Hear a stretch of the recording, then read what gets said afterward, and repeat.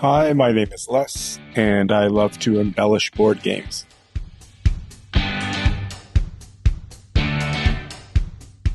In this episode, I will be adding terrain to the game Thunder Road Vendetta by Restoration Games. I will be going through 3 different methods of adding terrain.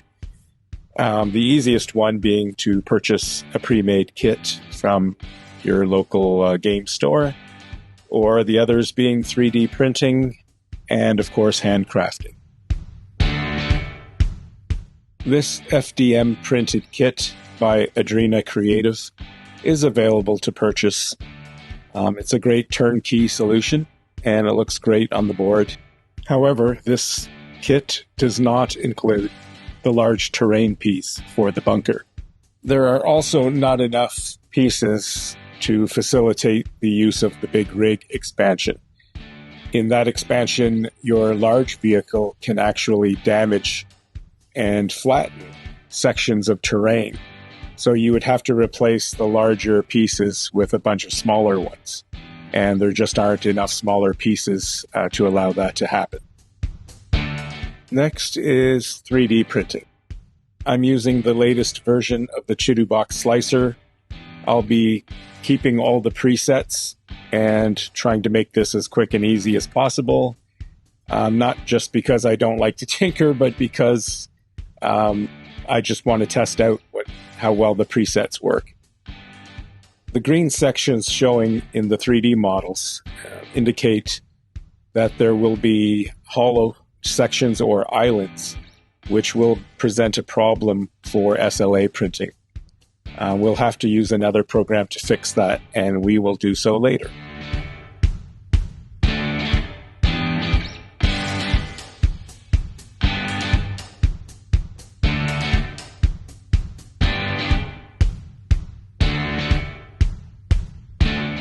I'm using a program called UV Tools that will analyze and will fix all the islands or hollow sections in 3D models.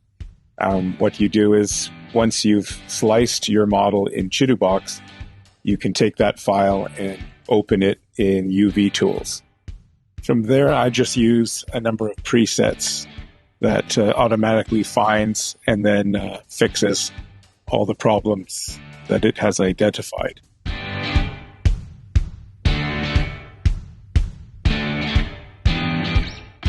"3D printing your own files or files that you find online will, of course, give you great results.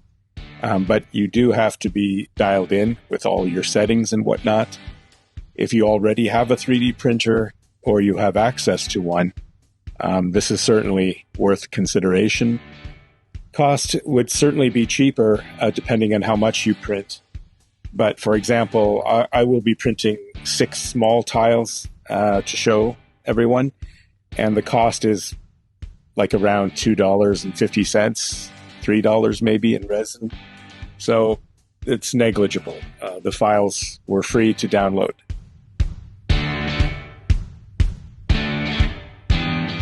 The final results, as you can see, look really good, very sharp and detailed.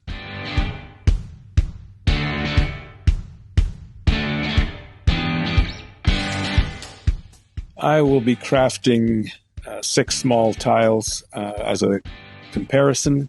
I've previously made a bunch of tiles, including the larger piece for the bunker, but I'll show that at the very end of the video.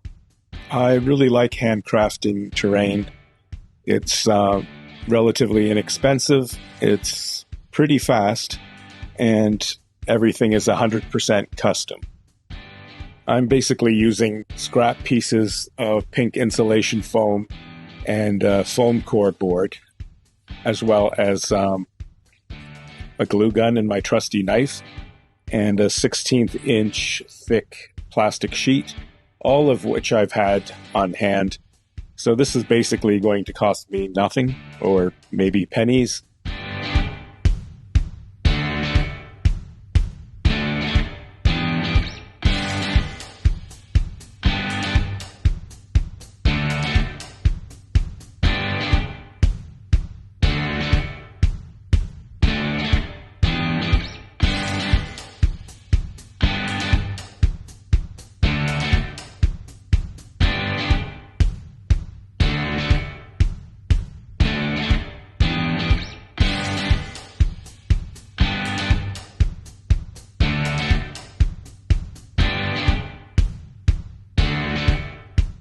I'm making 6 different small pieces out of foam and foam core board. Basically, I wanted to test out a few different methods and just to see what happens. I know from past experience that when you spray paint foam, that it gets eaten away by the chemicals.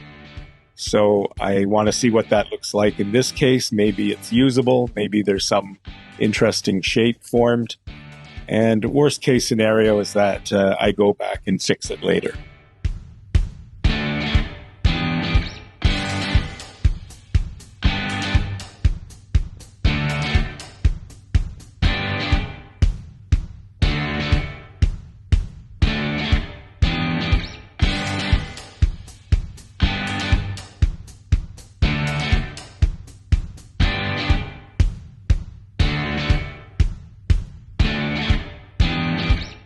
So I will be spray painting all the 3D printed pieces and 4 of the 6 handcrafted pieces.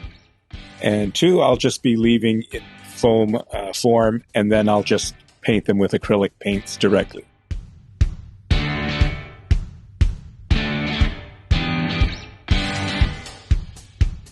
I'll just be using dollar store brown paint.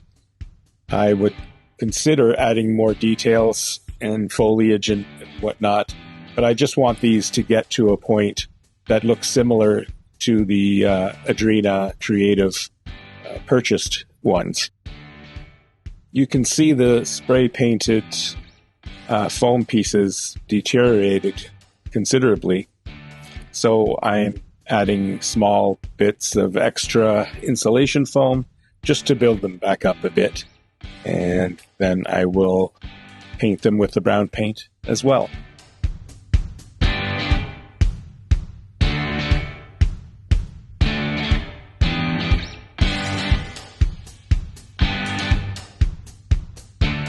And here's what they look like, all painted up. Again, what I like about crafting is that no 2 pieces will ever look the same, and you could easily continue making as many pieces as you want for very, very low cost. Now that everything has been painted brown, the only thing we need to do is add the yellow borders around the edges. And for that, I'll be using yellow tape, a ruler, a knife, and a very thin, fine black marker.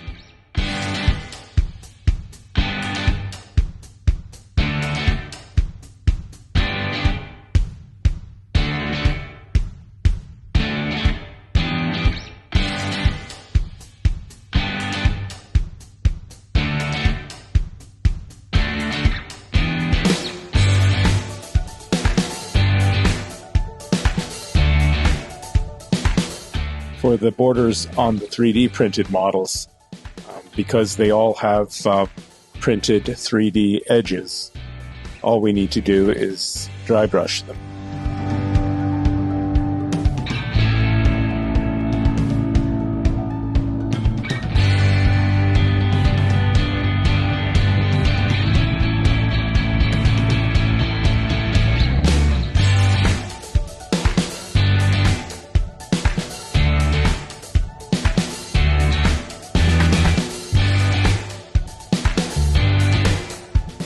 And here are all 18 of the small terrain pieces. The first 6, starting on the right, are the handcrafted ones. The middle 6 are the 3D printed ones. And the last 6 on the left are the purchased ones that were FDM printed.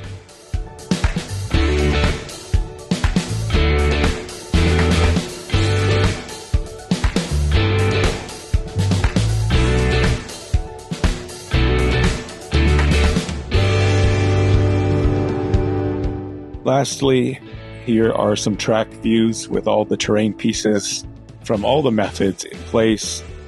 You can see the bunker, which I made using the same technique using foam covered with grout. And anyways, I'm pretty happy with all three methods. So let me know which one you prefer.